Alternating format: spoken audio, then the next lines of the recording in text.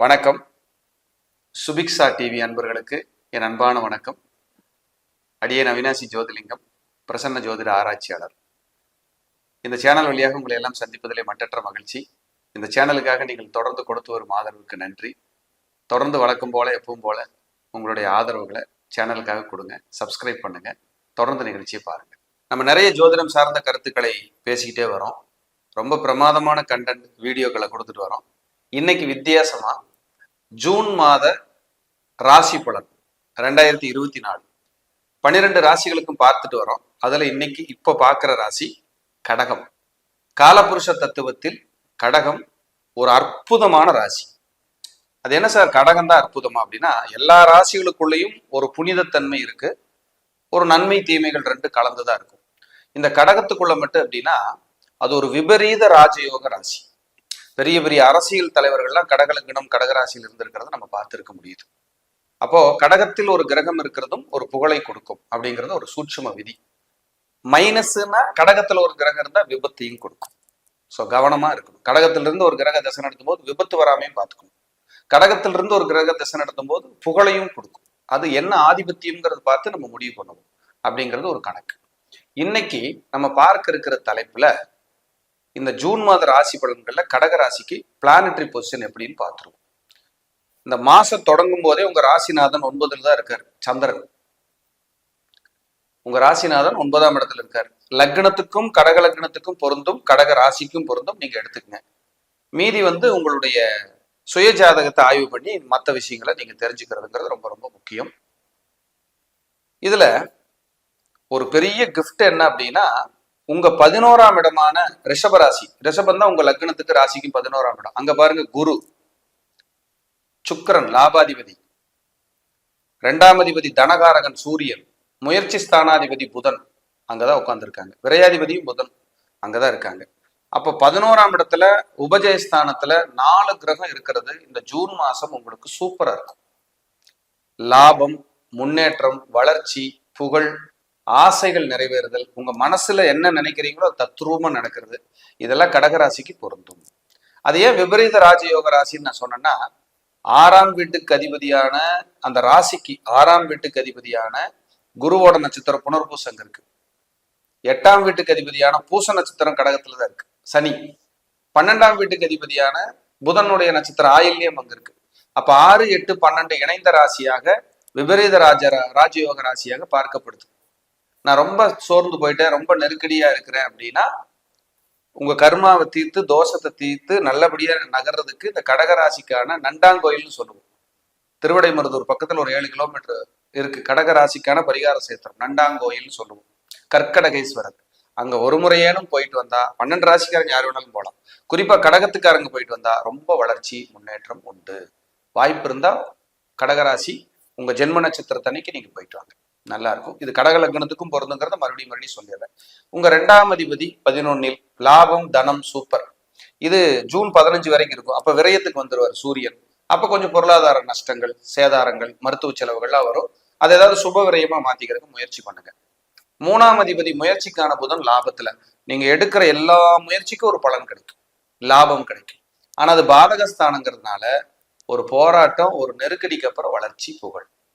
விரையாதிபதி 11ல் இருக்கிறதுனால உங்களை விட்டு ஒரு நண்பர்கள் பிரிவாங்க, முக்கிய நண்பர்களை விட்டு வெளியேறுவீங்க, புதிய நண்பர்களுடைய உறவுகள் உங்களுக்கு கிடைக்கும். கடகமே 4வது ஒரு உறவுகளை இணைக்கிற பாலம் கடகம்.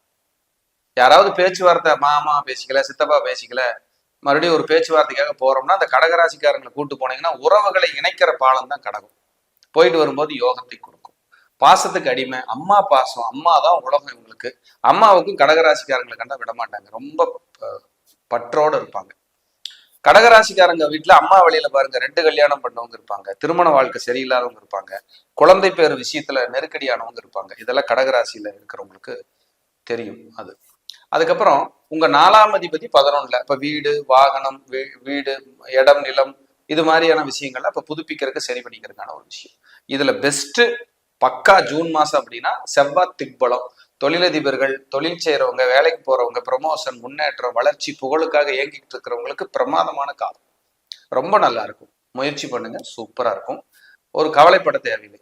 6ஆம் அதிபதி 11ல வேலைக்கு போற அடிமை வேலையில் இருக்கிறவனா உங்களுக்கு பெரிய அளவுல உங்களுக்கு புகழ் கிடைக்க போகுதுன்னு அர்த்தம். கடகராசி அன்பர்களுக்கு என்ன ஒன்னே ஒண்ணு மைனஸ், 8ல சனி, அஷ்டம சனி. அதுக்காக எல்லா இன்னல்களும் பட்டாச்சு.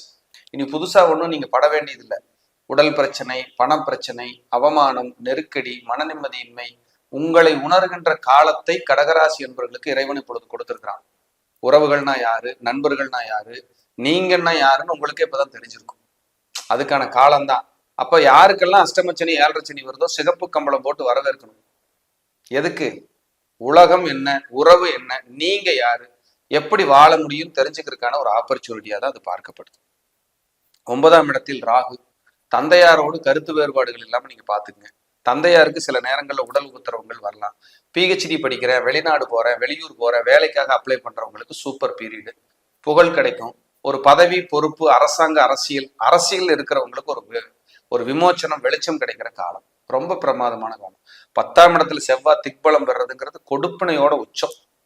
கடகலக்னக்காரங்களுக்கு, கடகராசிக்காரங்களுக்கு செவ்வாய் மட்டும் வளர்த்துட்டாலே நீங்க நிறைய சாதிக்க முடியும். உங்க ஜாதத்துல செவ்வாய் கெட்டு போனீங்கன்னா போராடிட்டே தான் இருப்பீங்க. ஏன்னா அவர் தான் 5ஆம் வீட்டுக்கும் 10ஆம் வீட்டுக்கும் உரியவர்.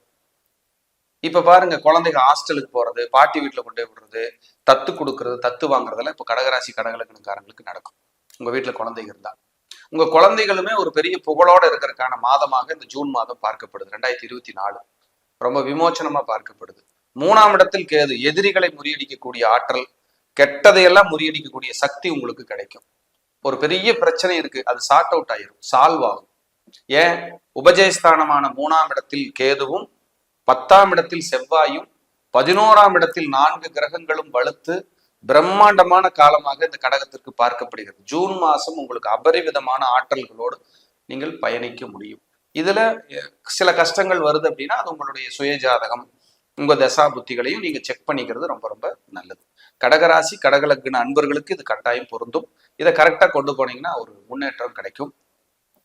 உங்க லக்னத்துக்கு, உங்க ராசிக்கு 11ல இருக்கிற குரு 5ஆம் இடத்தை பார்ப்பார்.